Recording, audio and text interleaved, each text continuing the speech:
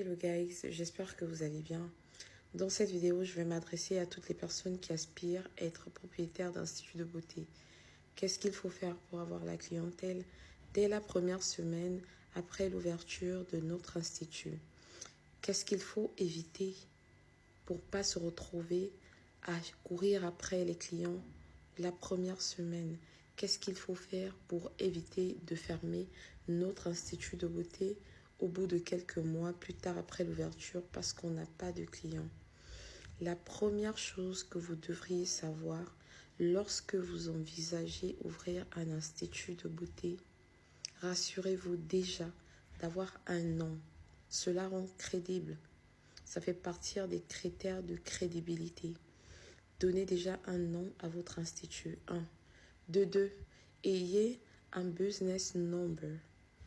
D'accord? Ne mélangez jamais votre numéro de téléphone personnel au numéro de téléphone de business. Quitte à prendre un téléphone qui prend 2 puces, faites-le.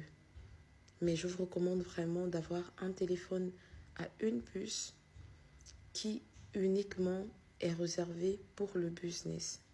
2, 3. Rassurez-vous d'avoir un logo. Ça fait partie des critères qui rendent crédible la personne qui souhaiterait ouvrir son institut de beauté plus tard. Rassurez-vous après tout cela d'avoir un portefeuille clientèle, d'avoir un carnet d'adresses. C'est très important. N'allez pas prendre un local si vous n'avez pas un portefeuille clientèle. N'allez pas prendre des fournitures si vous avez déjà un local qui est disponible à vous, que vous n'allez pas payer. Ne dépensez pas de l'argent sur les fournitures si vous n'avez pas des clients déjà dans votre carnet d'adresses, s'il vous plaît. Et pendant que vous boostez votre portefeuille clientèle, ayez des flyers. Ça sert aussi pour la communication. Et rassurez-vous sur les flyers de mettre un service gratuit qui sera attaché aux autres services qui seront payants. Qui ne voudrait pas d'un service gratuit? C'est une manière de séduire les clients. Vous ne perdez rien, rassurez-vous. Lorsque vous avez mis toutes ces techniques en place et après l'ouverture de votre institut, continuez avec le partage de flyers et de l'offre gratuite pendant 3 mois par exemple, pendant une bonne période. Vous verrez que les clients viendront à chaque fois. Et rassurez-vous également que vous demandez à vos clients de s'abonner à vos pages et de laisser un retour. Qu'ils aillent critiquer.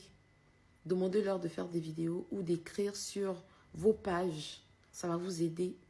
Ça va vous aider. Ouvrez, soyez ouverts aux remarques.